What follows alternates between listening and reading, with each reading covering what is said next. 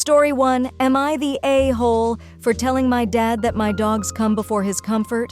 I, 30, female, have 2 dogs, Taki and Poppy. They're both Frenchies. For a little background info, I grew up with dogs but was never really a dog person. I always preferred cats. When I was 14, I started having horrific stomach pain and no one could figure out what was going on. All my tests came back normal. So for the past 16 years, I've been going to see different doctors and having surgeries to try to help. On top of that, my knees have been dislocating randomly. I could step out of my car wrong and bam, my knee is out. My health got so bad with everything that I had to stop working. In the past 2 years, I finally got a diagnosis and had my knees fixed. I've had 3 major surgeries and everything took a toll on my mental health. My therapist suggested maybe getting a dog as an emotional support animal, and my daughter, 11, had been begging me to get a Frenchie since she was like 4. So I got my first dog, Taki, and I fell absolutely head over heels in love with her. In September, my sister gifted me Poppy, so now I'm a dog mom to 2 very, very spoiled Frenchies. On to the issue. My dad lives on the other side of the country, but his company is still based in the state I live in. He is not an animal person at all. He asked to come visit but told me he doesn't want my dogs anywhere near him. I told him that's fine. We can go out to dinner or I could come see him at his office. He is insisting to come to my apartment and said I could drop them off at a doggy daycare or at my friend's apartment. I told him that my dogs will be staying in their home and that their comfort comes before his. He's pissed and my stepmom says I'm wrong because I make a room completely cat-free for one of my sister and I deep clean and remove all the gluten in my home for my other sister. I do that for allergies, not because someone just doesn't want a dog walking by them. So am I the a-hole for telling my dad my dog's comfort comes first? Now for the comments, not the a-hole. Why is he so insistent on being in your space? Now, quick question, are you kennel training? It's an amazing skill that you'll definitely need for many situations in the future, including but not limited to making things like this a super easy, convenient thing to address. If they were properly kennel trained, you could just kennel them for a couple hours while he came over and avoid the friction, since it wouldn't be a hard request to meet or any kind of sacrifice to make for someone's comfort in that situation. I honestly have no idea why he's being insistent on coming over. His office is in the other side of the city and he would have to Uber. It would honestly be easier for me to drive to see him. Both my dogs are kennel trained. My older one views her kennel as a safe place and goes in on her own when the puppy is being too much for her. The puppy is just now going in when told. They both sleep in their kennels at night and go in when I leave. I tried keeping my older one out when I left, but there was glow stick incident, so now it's kennel when I'm not with them. Awesome to hear. It's great to see people using kenneling as the effective, pet-friendly modality it can be. Also, I'm so glad he's okay. I'd be terrified to see my dog get a hold of one of those. They're filled with thin, sharp filament. I once almost chewed through a glow bracelet at a rave. Maybe I need a kennel lol. Yeah, complete not the a-hole. I would just tell him he's not welcome at your place period until he respects your boundaries. Luckily, the ones she got into were non-toxic. Still big vet bill, but the vet made me laugh because she was apparently too wiggly to get an x-ray. Vet's exact words, so they had to give her a little sedative. My daughter said she did it because her birthday was the day before and she just wanted to party. Not the a-hole, this man can get a hotel and go out for dinner or lunch or whatever. It is crazy to expect someone to kick their dogs out because the father doesn't like them. Oh, he's not wanting to come stay with me. He has a hotel room across the street from his office building. He wants them gone for the maybe 1-hour visit. Why does he need to come to your place at all then? Absolutely no idea. It might be some kind of competition with my mom since she comes over a couple times a week and has a better relationship with my daughter. Story 2. Am I the a-hole here for sending my sister flowers anonymously and making her husband upset? I, male 37, have always been close to my sister, female 35. We talk regularly, and during one such conversation, she told me she's been feeling really depressed, overwhelmed lately. As we were talking, I could tell she was holding back tears, so I decided to do something nice for her. I contacted a local florist and put in an order for some flowers. I had them delivered to my sister's place of employment with a note reading, "Thinking of you." A few hours later, the florist called me up and told me a man has been calling them non-stop and demanding they tell him who sent his wife flowers. They tried to explain that it was against their policy to reveal that information, but the man wouldn't talk no for an answer. Apparently, he became so aggressive and threatening over the phone, the shop called me up and asked my permission to reveal the name of the sender to the man. The man being my brother-in-law. It turns out, my sister had called her husband and thanked him for the flowers. He told her he hadn't sent any flowers and accused her of having an affair. He believed her affair partner had sent them to her, which is why he called the florist like a lunatic, demanding names. Now my sister is more depressed than ever, and she's been fighting with my brother-in-law ever since. My friends think I should have included my name on the card. Had I done that, they say this blow-up would have never happened. I say it's my brother-in-law to blame, as he was the one who can't control his temper. So Reddit, am I the a-hole? Edit. Update. Oops! I totally forgot to explain that I gave the florist permission to tell my brother-in-law it was me. So he knows, my sister knows, everyone knows at this point. Sorry for the confusion. Top comments. No. A normal husband would, at worst, think his wife has an admirer. In no time at all, it would have become clear that the brother sent the flowers. All this shows is that the husband is awful, not the a-hole. I don't know.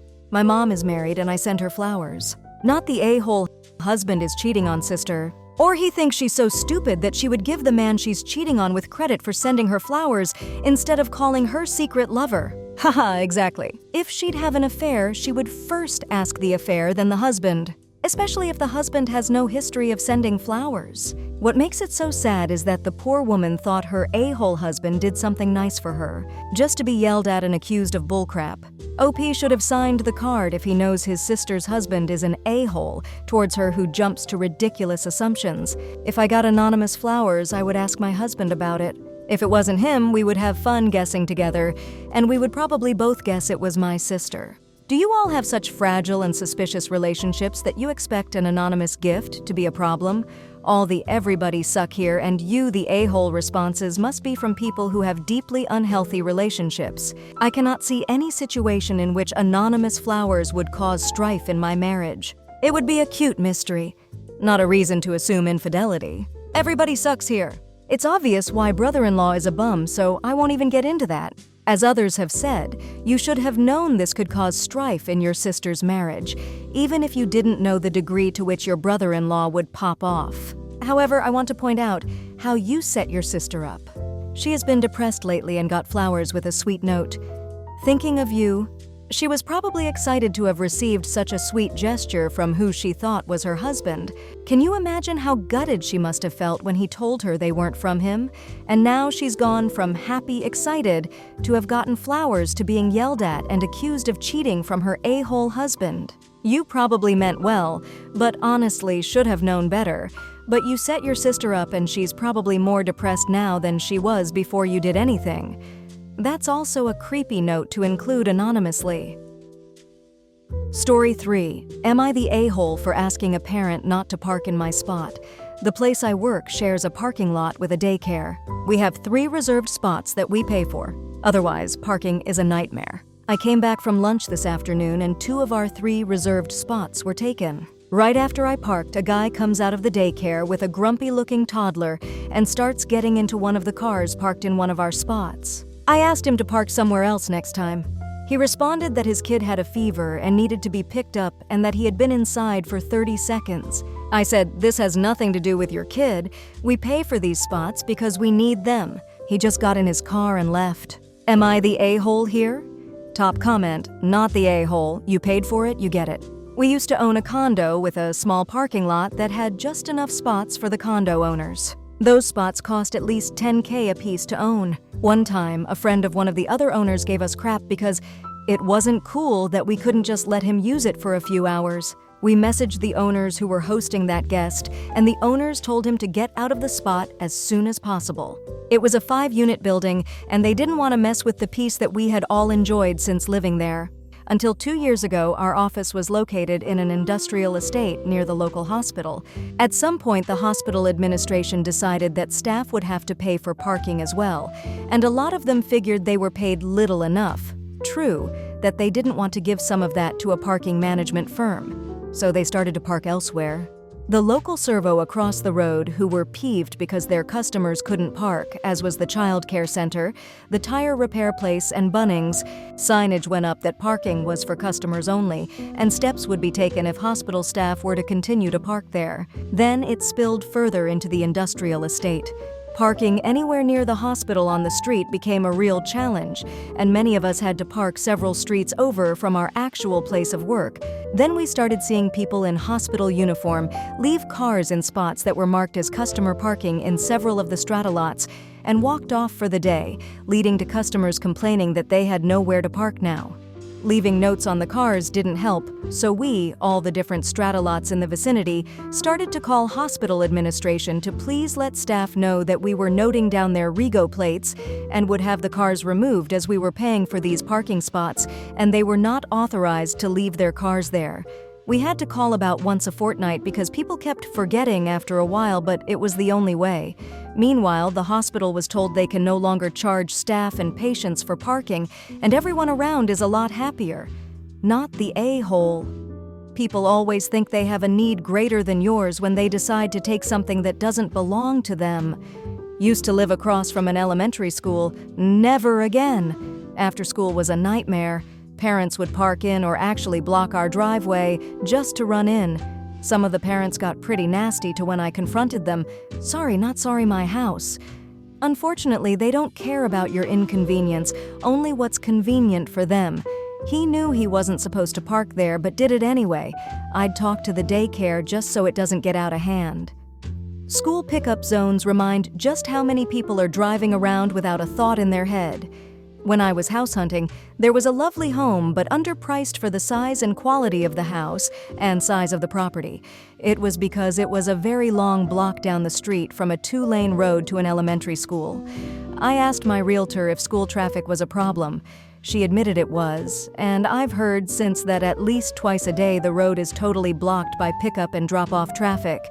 Also, the school is used for summer school and after-school care so many hours of the day, you can't get out of your own driveway. Sounds like my daughter's old elementary school. 2-lane road, literally steps from a 4-way stop and crosswalk. After-school pickups? OMG. If you weren't sitting there an hour early to wait for school row be out, it was crazy. Literally, cars lined up for nearly a mile blocking one lane of the road so that even the buses couldn't get through. Absolutely, you are not the a-hole. It is that guy and every other person with the same "I was only in that spot for 5 minutes" attitude that inconvenience the disabled and people who pay money for their spots like you that are the real a-holes. Exactly. Besides the fact that it's never 5 minutes, I seriously doubt that the guy was inside for only 30 seconds. Handover would have taken longer, and there is also the whole strapping the toddler in thing. If person who is entitled to use the spot comes back, how are they supposed to know that the jerk parker is coming back anytime soon? Are they supposed to wait there for 5 minutes to see if they'll come out? Story 4. Am I the a-hole for fat-shaming my brother's girlfriend? There's been a recent TikTok trend of couples filming a video where the boyfriend picks up the girlfriend. My brother's girlfriend had been wanting to do it for a while, and he initially didn't want to. He didn't bring it up, but I think it did have to do with her weight, as she's heavier than him, and I think he didn't want to make her feel bad by not being able to pick her up. She insisted, and he finally agreed, but when they filmed the video, he wasn't able to lift her. She immediately started berating him and saying he was small and weak and needed to go to the gym so he is able to pick her up. I told her she shouldn't belittle my brother like that, and she said she's just telling the truth, that if he can't lift a girl perfectly normal weight and she's more the cause of him not being able, then he's weak. I pointed out that the truth in this case is that she's able to pick him up than he is. He's 5'10", 150, she's 5'3", 180. She called me a body-shaming a-hole and left, and a lot of her friends are telling me now I'm an a-hole too for body-shaming her. I don't think that's fair. Am I the a-hole? Top comment, not the a-hole, and your brother should look for a more respectful partner. I agree. She is body-shaming your brother. That's what calling him weak and trying to send him into the gym is. She believes that his body is somehow wrong and not enough to fit her version of a perfect body. Yup, that's the definition of body-shaming. Not to mention that she is delusional if she really thinks anyone should be able to lift her regardless of her own weight. How dare you interrupt my body-shaming to body-shame me? Should have told her he can lift you up when she said he should be able to lift a girl. Unfortunately, I'm 6'2" and a wonder 90 and a guy so doubtful LOL. That's when you should have attempted the same trick, dropping her on her head and saying, "See, it really is a you problem." Lol, that would have been funny. Weren't her comments body-shaming your brother? The biggest issue is following stupid TikTok trends. She called him weak, you called her fat. It evens out, not the a-hole. Yeah, I think it's kind of a pointless flex anyways. Being able to pick somebody up doesn't really have anything to do with being a good boyfriend, not the a-hole. At 5'3" and 180, she's not exactly liftable for your average teenager. What the hell is wrong with her shaming the boyfriend? The truth hurts, I guess. She's probably just lashing out because she knows it's her fault. That's exactly it. She got embarrassed and knew her weight is why it failed, but refused to take responsibility for that. It sounds like she had them do it in front of people for the first time too. If so, that's also her fault. With something like that, you do a few run-through first. She just doesn't want to take responsibility. Hopefully she matures, or she'll be another woman out there making the "women lack accountability" stereotype look true. Thank you for listening. If you like the video, consider like and subscribe. If you want more stories like these, turn on your notification to receive the latest stories.